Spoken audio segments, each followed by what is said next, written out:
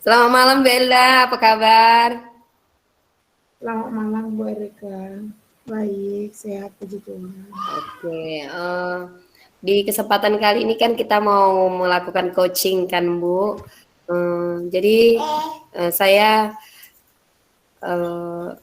maksud saya di kesempatan ini mungkin nanti kita akan bisa mudah-mudahan akan mendapatkan solusi dari masalah-masalah kita masing-masing ya Bu ya. Jadi untuk di awal ini Ibu bisa ceritakan masalah Ibu, apa hal-hal yang Ibu cemaskan, apa yang Ibu galaukan bisa Ibu ceritakan kepada saya. Silakan Bu. Oke, baik. Eh, Sebenarnya tidak begitu cemas, hanya sedikit galau karena seperti yang kita tahu kan Bu Erika, kalau saat ini saya terpilih jadi wali kelas 92. Nah, ternyata eh, peserta didik, salah satu peserta didik di kelas 92 itu hmm, ada yang indisipliner atau tidak memiliki etika juga, kurang memiliki etika. Uh, Ya begitulah, dan sekarang dia sudah menjadi murid saya gitu Bu Erika. Jadi Ibu wali kelas 9 dan salah satu murid Ibu itu ada yang kurang disiplin lah begitu ya Bu ya. Bisa tahu Bu Ya, murid Ibu itu laki-laki atau perempuan ya Bu ya? uh,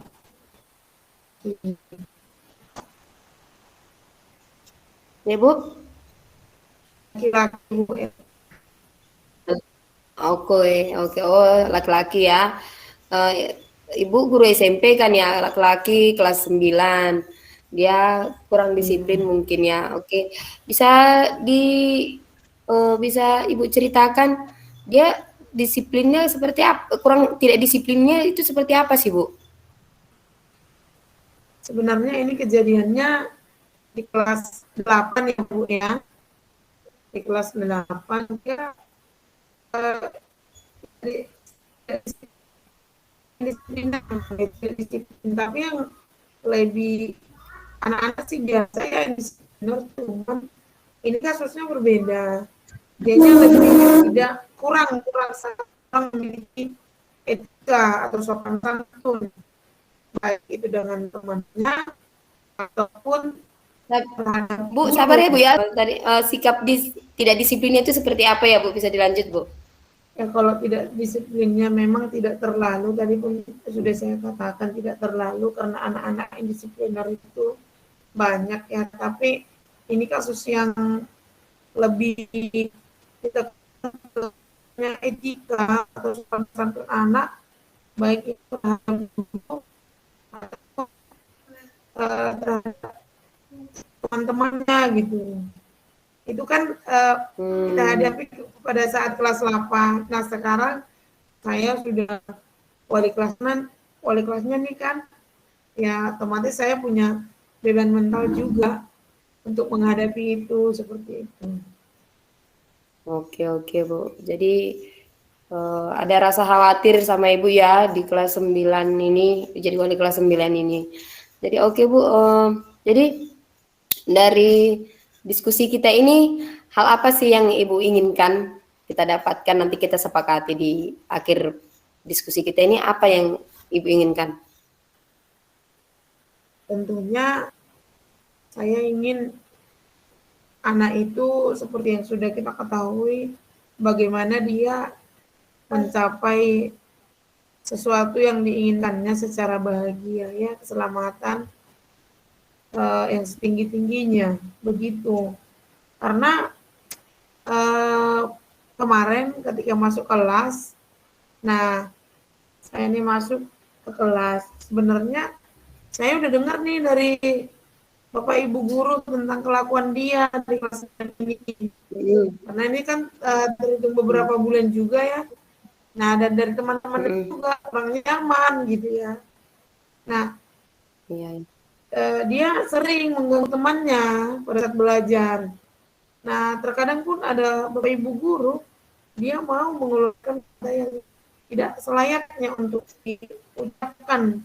Begitu kira-kira Bu. Nah, dalam hal ini Saya khawatir nih, selain anak-anak tidak nyaman atau teman-teman tidak nyaman, merasa terganggu, saya juga khawatir kalau nantinya uh, anak akan terpengaruh dengan sifatnya, ya kan? Terus bahkan bapak ibu guru juga sudah agak jenuh untuk memberikan bimbingan, sudah agak jenuh. Kenapa saya katakan demikian?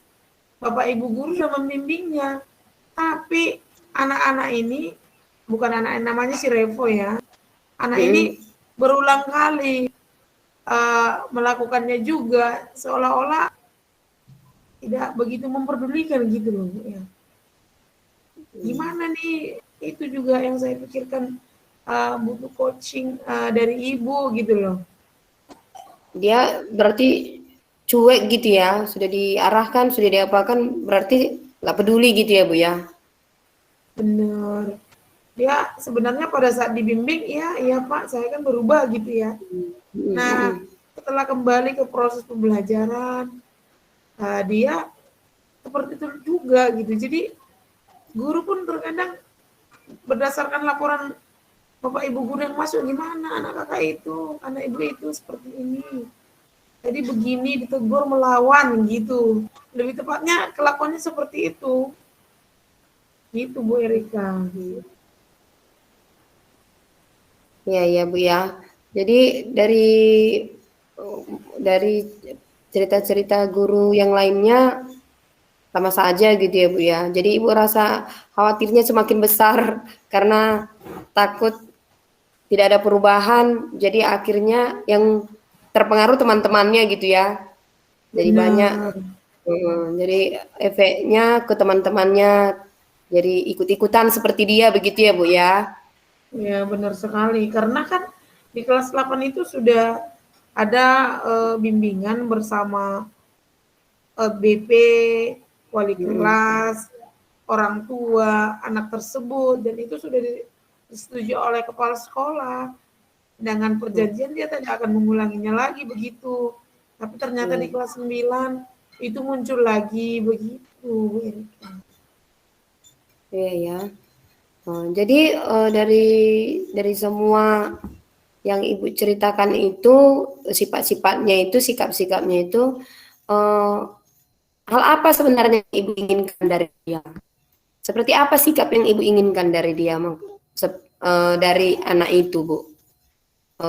Indikatornya, contohnya apa sih sikap-sikap apa sih yang mau berubah dari dia? Apa yang Ibu inginkan dari perubahan dari dia, Bu? Ya, Dari ya, ya. semua berdasarkan cerita-cerita Ibu itu kan, anak-anak sikap anak Ibu itu kan memang kurang begitu ya. Dari tanggapan guru-guru lain pun begitu. Dia tidak peduli dan rasa khawatir Ibu pun semakin besar, takutnya dia mempengaruhi kawan-kawannya begitu kan, Bu. Jadi sebenarnya sikap seperti apa sih yang Ibu inginkan dari anak itu? Hal-hal apa yang inginkan ada perubahan di anak tersebut, Bu? Coba Ibu rincikan, coba Ibu jelaskan seperti apa yang Ibu inginkan anak itu sebenarnya. Saya ingin etika berbicaranya berubah gitu. Dia sopan dalam belajar pun kita kan dalam mendidik anak ini tidak terlalu tidak begitu menuntut uh, hasil dari evaluasi. Nah, Sikap seperti itu. yang kita tahu, ya yang terutama itu adalah akhlak. Jika dia pinter, cerdas, itu bonus dari Tuhan. Yang terpenting itu kan akhlak, begitu Bu. Itulah yang saya inginkan. Dia memiliki akhlak yang baik, begitu Bu. Jadi tujuan utama dari perubahan yang Ibu inginkan dari anak tersebut adalah ada perubahan akhlak, etika, begitu ya Bu, sikap, gitu ya. Bisa Ibu berikan contohnya Bu, sikap seperti apa? Misalnya seperti apa Bu? Ya, contohnya pada saat belajar, dia tidak harus mengganggu temannya gitu.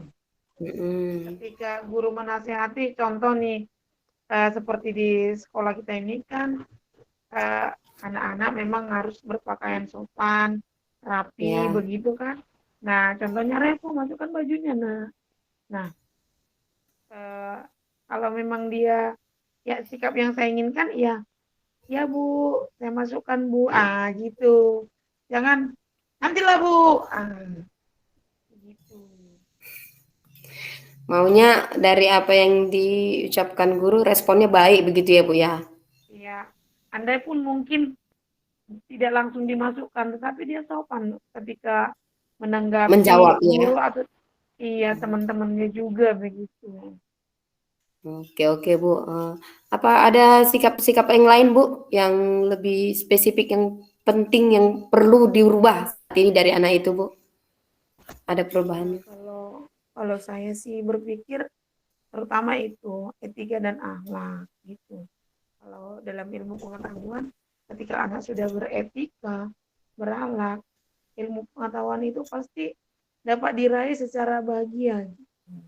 Oke oke.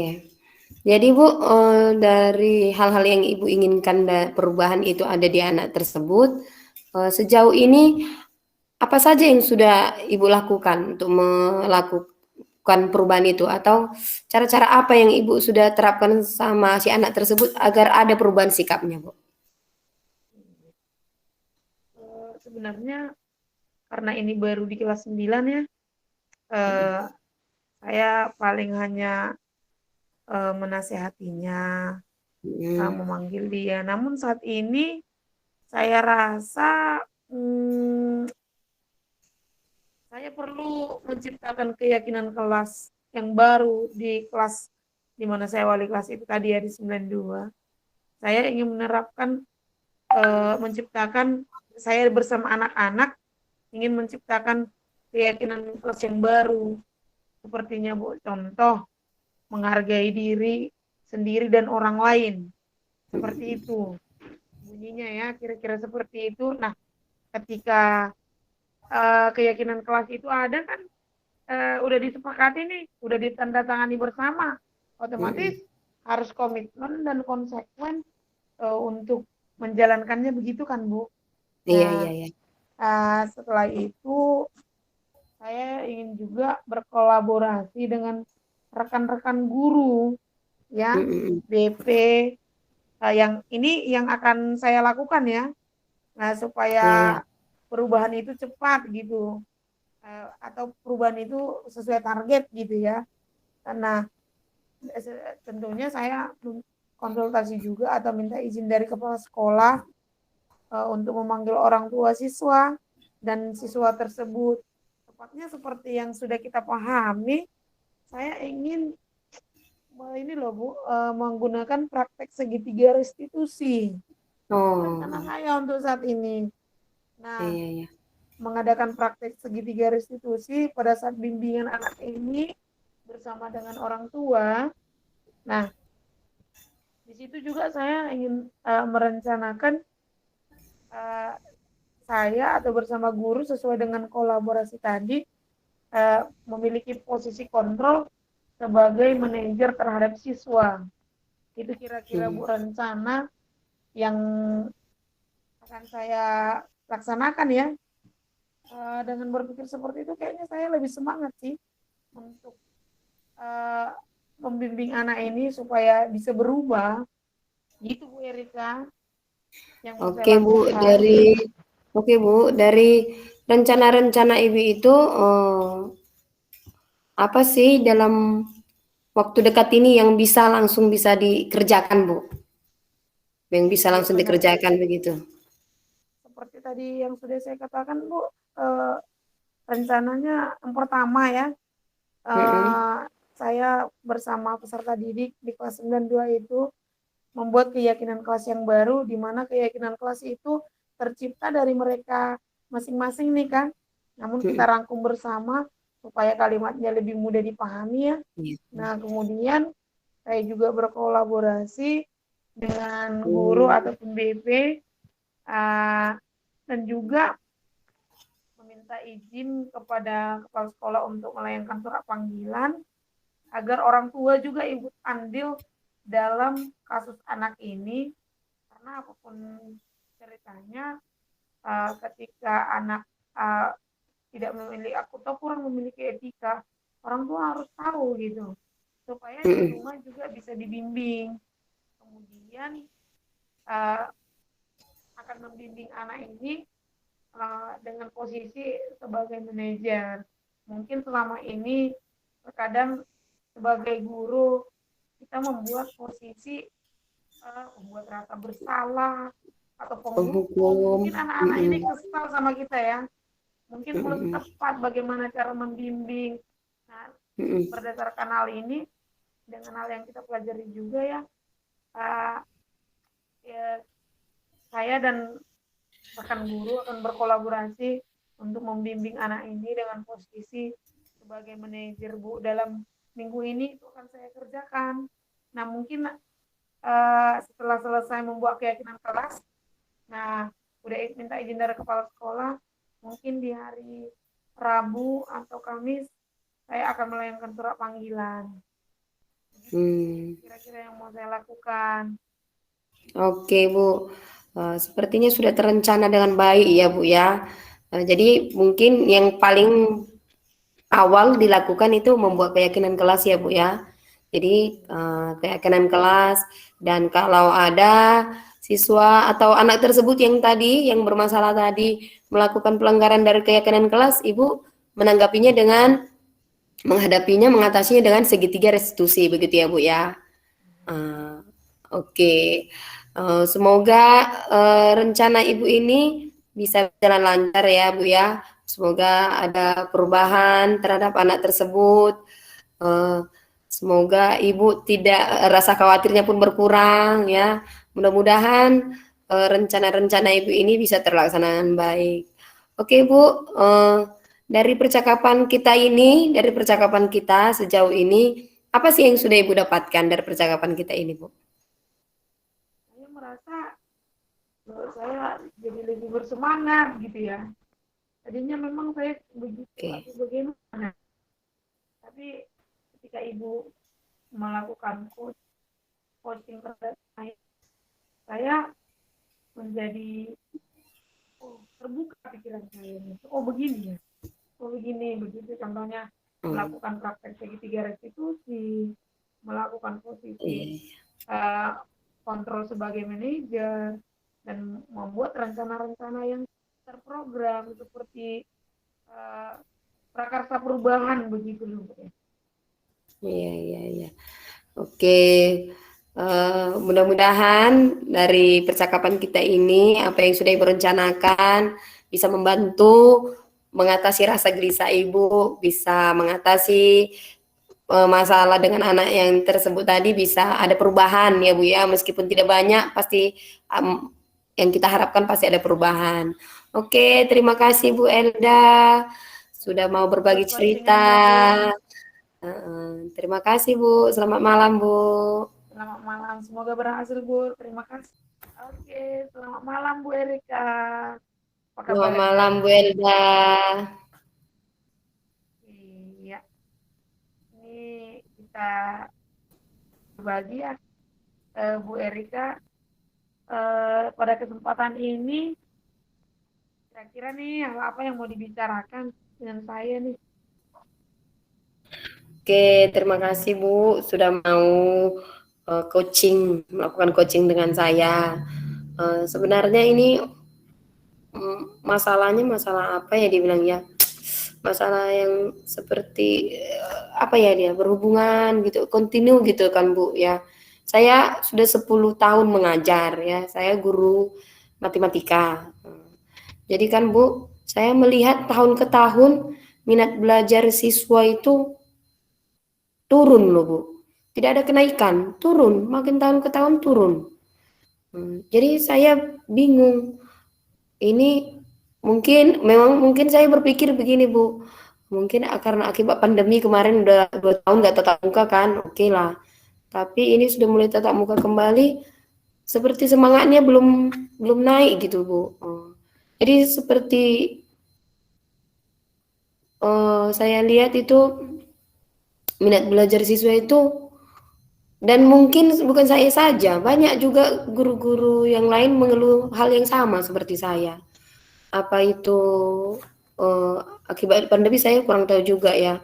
Jadi minat belajar siswa itu belakangan ini sangat rendah dan dibarengi dengan sikap yang kurang juga ya, attitude yang kurang juga gitu. Itu beriringan gitu. Udah minat belajarnya rendah, sikapnya pun attitude-nya pun rendah.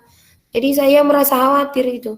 Eh, kalau 2 tahun yang lalu ya kan masih ada UN kan Bu, ujian nasional kan Bu. Sekarang kan memang tidak ada, ditiadakan. Jadi seperti mereka pun beranggapan, ah nggak ada lagi kok UN gitu. Sepertinya begitu. Jadi semangat belajarnya pun turun.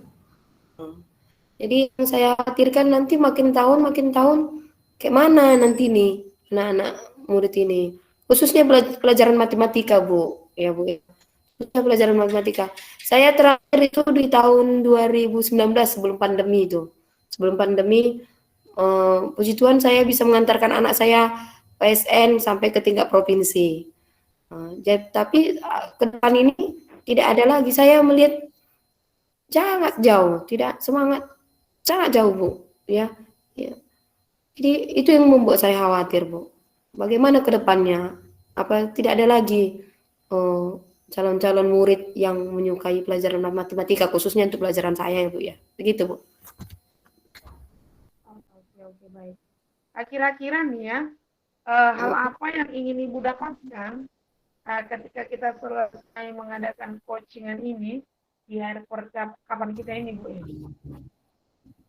Oh, ya, hal yang ingin saya dapatkan setelah coaching nih Bu, saya menemukan cara-cara baru, ide-ide baru atau hal-hal yang baru yang bisa saya lakukan untuk menaikkan minat belajar siswa itu Bu. Menaikkan belajar murid itu khususnya untuk pelajaran matematika Bu. Itu yang ingin saya harapkan dari percakapan kita ini Bu. Berarti intinya tadi Ibu ingin anak-anak ini ingin minat belajarnya tinggi ya Bu ya, khususnya Bukan pelajaran naik matematika. lah Bu, naik. Nggak usah tinggi pun, naik itu ada kenaikan, Oke, ada perubahan. Iya, meningkat lah ya. iya, meningkat iya Bu. Iya, benar-benar meningkat. Apalagi memang pelajaran matematika ini kadang-kadang melihat gurunya saja, mungkin murid-murid itu agak gimana gitu ya. Iya, benar-benar. Iya, itu Oke. Pak, iya Bu, mungkin itu jadi salah satu faktor mereka kurang menyukai matematika, saya kurang tahu juga ya Bu ya. Tapi sepertinya bukan hanya pelajaran matematika, karena guru-guru yang lain pun mengalami yang sama Bu, begitu Bu. Akhir-akhir ini minat belajarnya itu rendah sekali Bu.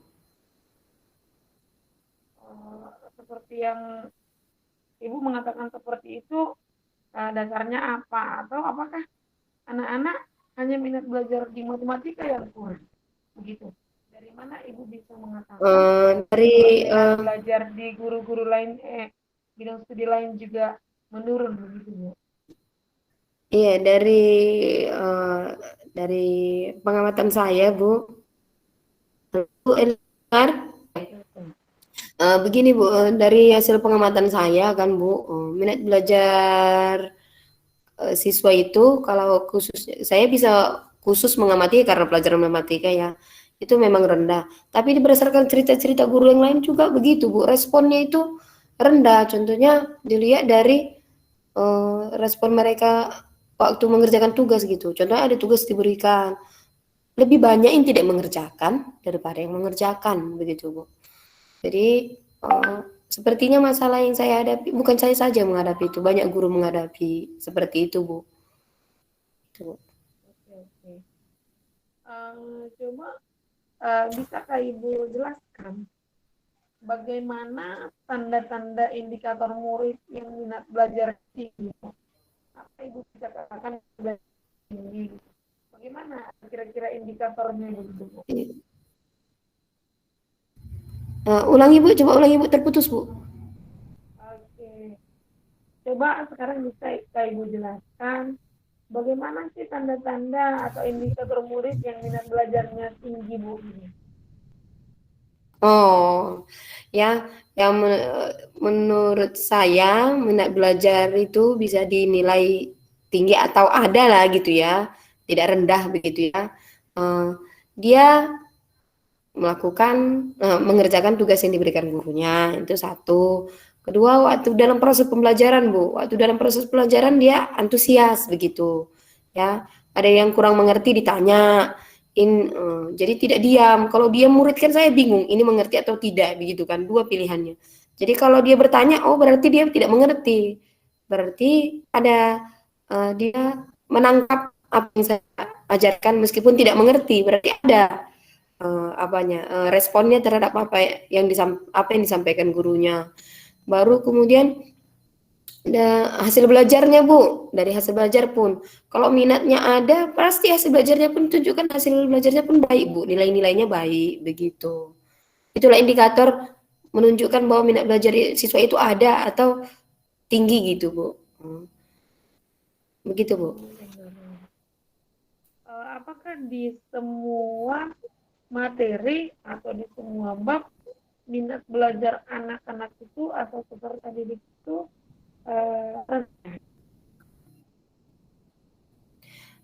Kalau saya amati ya, khusus untuk pelajaran matematika, kalau saya amati khusus untuk pelajaran matematika, Bu, memang kalau di matematika itu susunan materinya kan Bu berurut ya. Mungkin bukan matematika saja, semua bidang studi itu diurut ya. Mulai bab pertama itu mudah, seperti level gitu kan Bu. Kalau yang mudah memang hasil belajarnya masih bagus, minatnya, reaksinya masih masih ada, masih aktif begitu Bu. Tapi makin lama, makin maju babnya, makin kurang responnya. Dan ada juga beberapa murid yang dari awal bab pun minat belajarnya itu memang kurang gitu Bu. Ya. Jadi ada memang beberapa yang selalu ada beberapa murid yang menunjukkan minat belajarnya itu tinggi, ada beberapa. Tapi waktu makin maju babnya, makin berkurang minat si murid yang minat belajarnya itu ada itu, makin berkurang gitu. Dilihat dari hasil belajar tadi itu, Bu, ya. Makin lama makin rendah perolehan nilainya begitu, Bu. Oke. Menurut Ibu nih ya, apakah Ibu sudah maksimal pada saat mengajar? Contohnya nih, Ibu memberikan metode yang seperti ini, Ibu memberikan metode yang seperti ini. Apakah Ibu merasa sudah maksimal pada saat mengajar? Kalau bilang maksimal kan Ibu ya, mungkin belum, tapi saya sudah berusaha gitu Bu, membuat metode-metode pembelajaran yang bisa menarik belajar murid gitu ya. Contohnya dengan diskusi ya, tidak monoton gitu. Contohnya saya menjelaskan, mereka mencatat, memperhatikan gitu tidak. Saya membuat model diskusi, ayo kerja kelompok. Buat siapa yang seperti diferensiasi itu Bu. Saya saya petakan dulu, saya seleksi dulu, saya buat asesmen dulu, mana yang mampu, mana yang kurang. Ya yang kurang mampu dengan yang sudah mampu, mungkin saya pernah saya buat satu kelompok agar saling mengajari, jadi tutor sebaya gitu, jadi tutor sebaya. Jadi teman yang mengerti mengajari yang tidak mengerti begitu kan. Itu model diskusi. Saya juga saya aktif menggunakan alat peraga, Bu. Contohnya mempelajari bangun ruang. Jadi media-media di sekolah kami cukup lengkap. Jadi saya membawa media itu. Contohnya balok. Ini bentuknya balok. Sisinya sekian gitu. Jadi saya aktif juga menggunakan media, Bu. Saya aktif menggunakan media alat peraga begitu agar mereka langsung melihat bentuknya seperti apa ya. Wujud contohnya kalau belajar matematika itu kan Bu ilmu pasti ya Bu, ilmu eksak. Jadi kalau hanya cerita-cerita nggak nyambung mungkin sama mereka ya. Jadi kalau dengan alat peraga ada medianya ditunjukkan bentuknya, mungkin mereka lebih paham ya. Jadi sejauh ini seperti itulah yang saya buat Bu. Itulah model pembelajaran yang saya buat. Adakah model pembelajaran lain yang sudah Ibu terapkan di kelas Ibu? Model pembelajaran lain. Contohnya menarik minat belajar siswa, contohnya Ibu contohnya buat problem based learning seperti apa gitu loh. Sejauh ini memang belum ya Bu, tapi saya memang begini, membuat pembelajaran itu saya ragu Bu, membuat pembelajaran yang baru. Takutnya responnya ya begitu saja, sama saja. Saya sudah rancang nanti begini, tapi memang ya itulah keraguan saya karena melihat dari eh, respon mereka sebelum-sebelumnya ya.